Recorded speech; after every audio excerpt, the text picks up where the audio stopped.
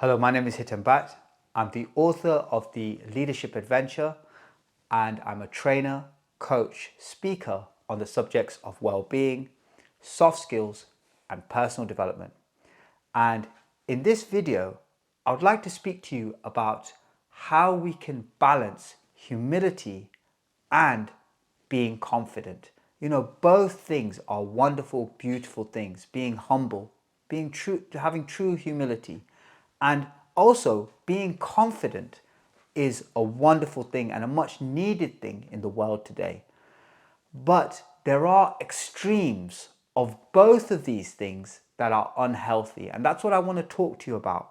Really, how we can develop a healthy sense of self-worth, a healthy ego.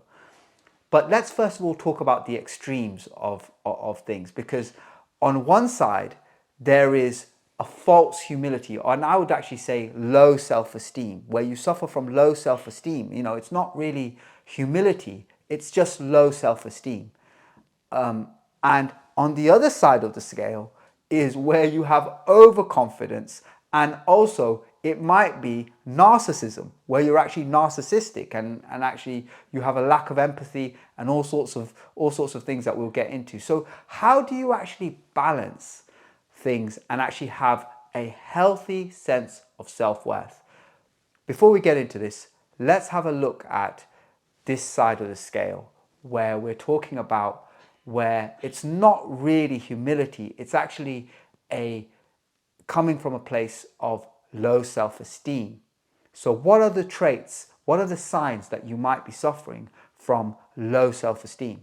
One of the signs of low self-esteem is excessive self-criticism. Excessive self-criticism. What does this look like? This is where you focus so much on your mistakes. You focus so much on the things that you've failed at. Your failings, your shortcomings, your flaws are so much at the forefront of your mind that you actually minimize any of your achievements, any of the good qualities that you have. You sort of minimize those and you absolutely magnify your flaws, your mistakes, your shortcomings, your failings. You're prone to over apologizing. You know, you apologize too much, and it's this excessive self-criticism that can definitely be a sign of low self-esteem.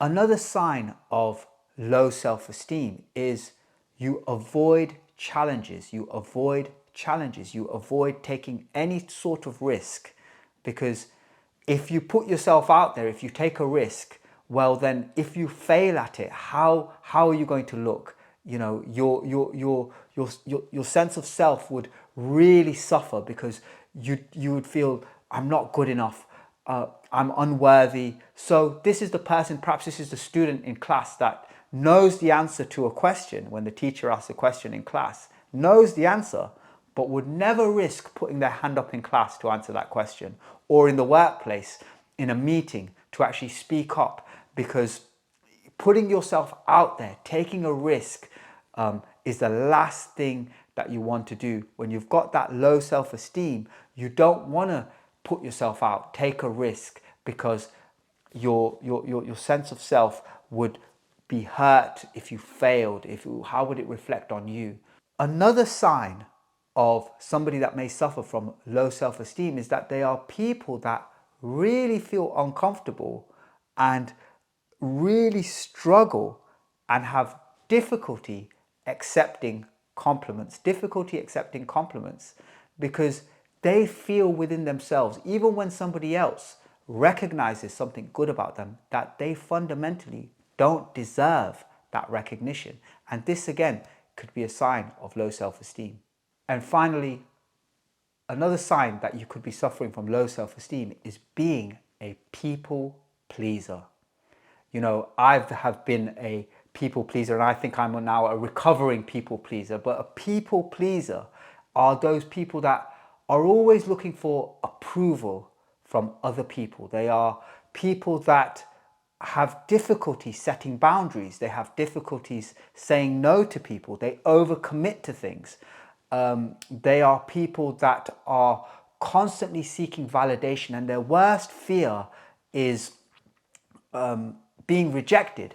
They are seeking validation from sources outside of themselves. They don't want to feel rejected. They want to keep people happy. That's why they overcommit to things.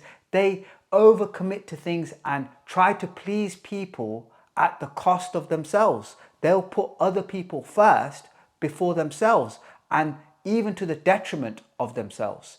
They are people that, again, will be over apologizing, overly nice, not learning how to set boundaries or to say no.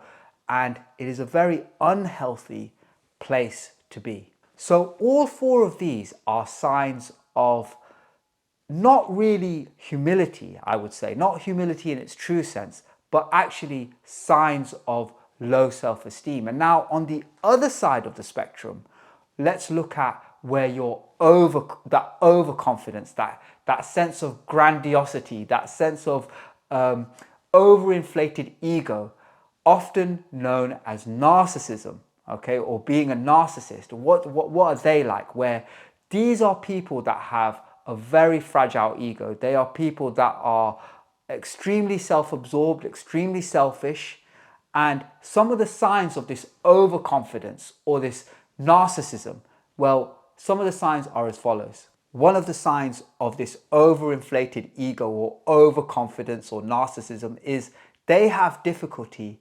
accepting criticism. Difficulty accepting criticism. If somebody was to point out these people's mistakes or flaws or shortcomings, even if it was done in a constructive way, in a sort of positive way, often people with too much of an inflated ego would take it very offensively. They would feel angry and upset. How dare somebody point out their flaws or give them some feedback, because they're already perfect.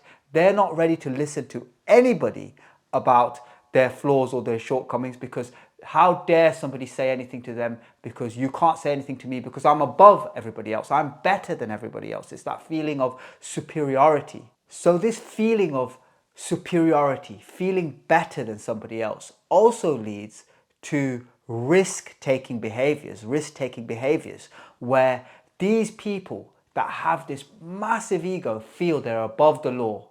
The rules don't apply to them. They can do whatever they please, and the reason is because they don't fear the consequences. They don't fear the things that can actually go wrong, or the consequences that can come from their risk-taking behaviors, because they are above the law and they don't really care about anybody else. Another factor that often you see when you have somebody with an overinflated ego, overconfidence, or somebody that is a narcissist, is they have strained relationships with others.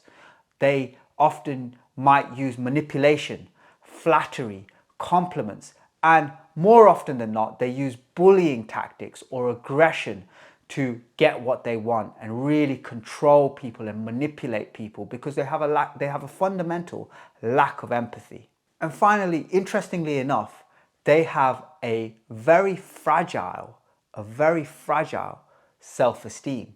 You know, it's behind all the bravado, behind all the outward display of grandiosity and I'm better than you and I'm superior and I don't care what you think. Behind all of that is actually a very fragile ego. A lot of insecurity actually is lurking behind the narcissist.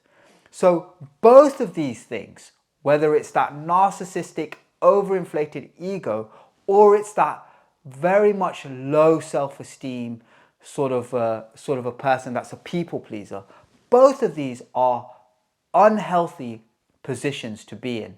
And really what we want to develop is a healthy sense of self-worth, where you can balance being humble, truly humble in the true sense of the word, and being confident at the same time. And really this comes down to the key word, the superpower, which is self-awareness. Self-awareness is the superpower.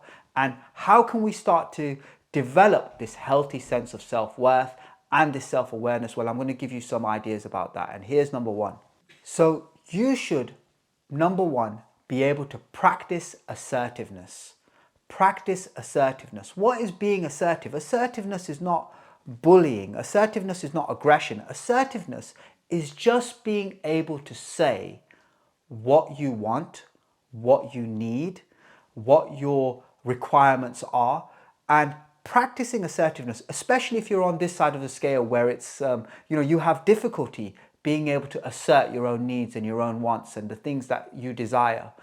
Practicing assertiveness is a very, very important skill. Secondly, you should be able to seek and accept feedback. Seek and accept feedback, which means to be able to actually ask people or to receive feedback given by people and see it not as a threat, not see it as something that's impacting your self-worth and who you are as a person, but actually see it as an opportunity to learn, to grow, to be able to listen to feedback and say, oh, okay, well, I'll take that on board. That is actually something that can help in my own personal development. So, so important.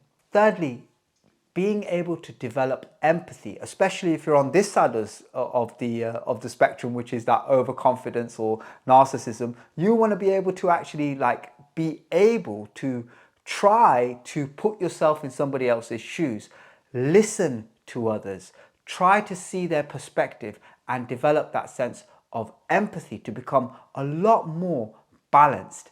And then finally, probably the most important thing that you can do, okay, is self-reflection. Self-reflection. And I would actually recommend journaling, because whatever side you're on, whether it's overconfident or it's low self-esteem, journaling and becoming aware, as I said at the start, that superpower of self-awareness. Journaling is that tool to actually let you know where you stand. Do you need to actually be able to assert your needs and your wants and actually become less of a people pleaser and to actually have more confidence? Okay. Do you need to actually stop being so full of yourself and actually learn to have some empathy and listen to others and actually sort of balance yourself a little bit more? Because here's the thing, you are not the lowest of the low. You are not the lowest of the low. And guess what? You're also not the best thing since sliced bread. Okay? What a healthy ego is about, what true self-worth is about having an honest assessment of your strengths and your weaknesses. An honest assessment of your strengths and weaknesses where you can actually take a compliment and acknowledge the things that are great about you, the things that are good.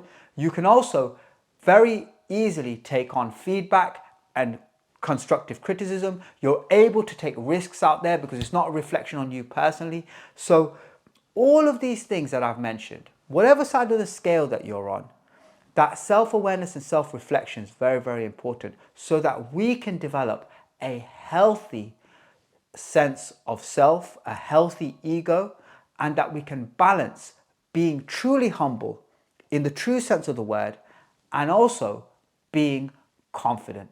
Thank you so much.